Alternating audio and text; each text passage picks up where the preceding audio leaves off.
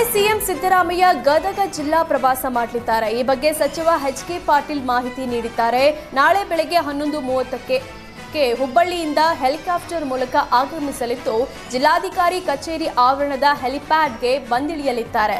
ಬಳಿಕ ರಸ್ತೆ ಮೂಲಕ ಐತಿಹಾಸಿಕ ಲಕ್ಕುಂಡಿ ಗ್ರಾಮಕ್ಕೆ ತೆರಳಲಿರುವ ಸಿಎಂ ಲಕ್ಕುಂಡಿ ಗ್ರಾಮದ ಕೋಟೆ ವೀರಭದ್ರೇಶ್ವರ ದೇವಸ್ಥಾನದ ಆವರಣದಲ್ಲಿ ಉತ್ಸವಕ್ಕೆ ಚಾಲನೆ ನೀಡಲಿದ್ದಾರೆ. ನಂತರ ಪ್ರಾಂಚಾವೇಶಗಳ ವೀಕ್ಷಣೆ ಮಾಡಿ ಕಾಶಿ ವಿಶ್ವನಾಥ ದೇವಸ್ಥಾನಕ್ಕೆ ಭೇಟಿ ನೀಡಲಿದ್ದಾರೆ. ಮಧ್ಯಾಹ್ನ 1:30ಕ್ಕೆ ಗದಗ ನಗರದ ಎಪಿಎಂಸಿ ಆವರಣದಲ್ಲಿ ಕರ್ನಾಟಕ ಕುರುಬರ ಸಂಘ ವತಿಯಿಂದ ಆಯೋಜನೆ ಮಾಡಿರುವ ಶತಮಾನೋತ್ಸವ ಕಾರ್ಯಕ್ರಮದಲ್ಲಿ ಭಾಗಿಯಾಗಲಿದ್ದಾರೆ.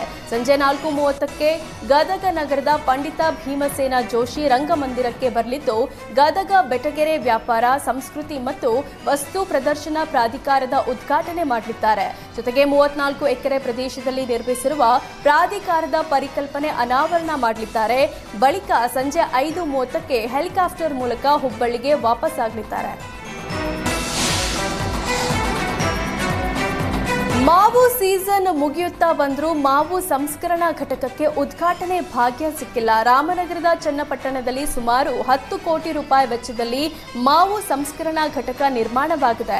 ಜೂನ್ ಒಳಗೆ ಉದ್ಘಾಟನೆ ಮಾಡುವ ಭರವಸೆಯನ್ನ ಅಧಿಕಾರಿಗಳು ನೀಡಿದ್ರು. ಇಲಾಖೆಗಳ ಸಮನ್ವಯದ ಕೊರತೆಯಿಂದ ಮಾವು ಸಂಸ್ಕರಣಾ ಘಟಕ ಉದ್ಘಾಟನೆಯಾಗಿಲ್ಲ.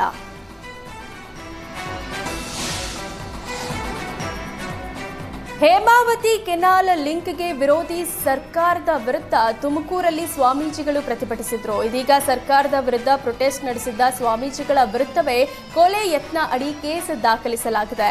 ತಿಪಟೂರು ನಗರ ಠಾಣೆ ಇನ್ಸ್ಪೆಕ್ಟರ್ ವೆಂಕಟೇಶ್ವರ್ ದೂರು ನೀಡಿದ್ರು. ವೆಂಕಟೇಶ್ ದೂರಿನನ್ವಯ ದೊಡ್ಡ ಗುಣಿ ಮಠದ ರೇವಣ ಸಿದ್ದೇಶ್ವರ ಸ್ವಾಮೀಜಿ, ಬೆಳ್ಳಾವಿ ಕಾರದ ಮಠದ ವೀರಬಸವ ಸ್ವಾಮೀಜಿ, ಗೊಲ್ಲಹಳ್ಳಿ ಮಠದ ವಿಭವ ವಿದ್ಯಾಶಂಕರ ಸ್ವಾಮೀಜಿ, ತೇವಡಿಹಳ್ಳಿ ಚನ್ನಬಸವೇಶ್ವರ ಸ್ವಾಮೀಜಿ ವಿರುದ್ಧ ಕ್ರಿಮಿನಲ್ ಕೇಸ್ ದಾಖಲಿಸಲಾಗಿದೆ.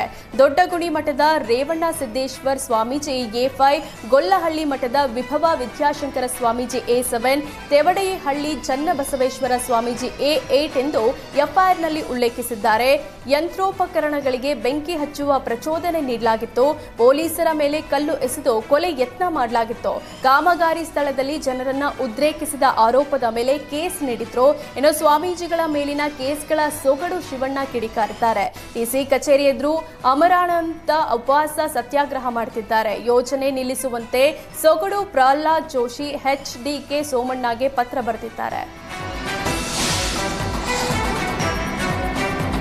ರಜೆ ಮುಗಿಸಿ ಶಾಲೆಗೆ ಬಂದ ವಿದ್ಯಾರ್ಥಿಗಳಿಗೆ ಕಾಯಂ ಶಿಕ್ಷಕರ ಕೊರತೆ ಕಾಡ್ತಿದೆ. ಬಳ್ಳಾರಿಯಲ್ಲಿ ವರ್ಷದಿಂದ ವರ್ಷಕ್ಕೆ ಶಿಕ್ಷಕರ ಕೊರತೆ ಹೆಚ್ಚಾಗ್ತಿದೆ. ವಿಭಜಿತ ಬಳ್ಳಾರಿ ಜಿಲ್ಲೆಯ 5 ತಾಲೂಕಿನಲ್ಲಿ ಬರೋಬ್ಬರಿ 2368 ಶಿಕ್ಷಕರ ಹುದ್ದೆ ಖಾಲಿ ಇದೆ. ಪ್ರಾಥಮಿಕ ಶಾಲೆಯಲ್ಲಿ 1881 ಶಿಕ್ಷಕರ ಕೊರತೆ ಇದ್ರೆ ಪ್ರೌಢಶಾಲೆಯಲ್ಲಿ 487 ಶಿಕ್ಷಕರ ಕೊರತೆ ಸೇರಿ ಒಟ್ಟು 2368 ಶಿಕ್ಷಕರ ಹುದ್ದೆಗಳು ಖಾಲಿ ಇವೆ.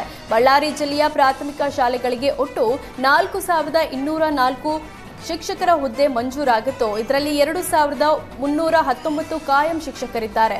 ಇನ್ನುಳಿದಂತೆ 1881 ಹುದ್ದೆ ಭರ್ತಿಯಾಗಬೇಕಿದೆ. ಇನ್ನು ಶಿಕ್ಷಕರ ಕೊರತೆ ಹಿನ್ನೆಲೆ ನಿರೀಕ್ಷಿತ ಮಟ್ಟದಲ್ಲಿ ವಿದ್ಯಾರ್ಥಿಗಳ ಅಡ್ಮಿಷನ್ ಆಗ್ತಿಲ್ಲ ಎನ್ನಲಾಗ್ತಿದೆ. ಪ್ರಮುಖವಾಗಿ ಇಂಗ್ಲಿಷ್ ವಿಜ್ಞಾನ ವಿಷಯಕ್ಕೆ ಕೊರತೆ ಹೆಚ್ಚಾಗಿದೆ.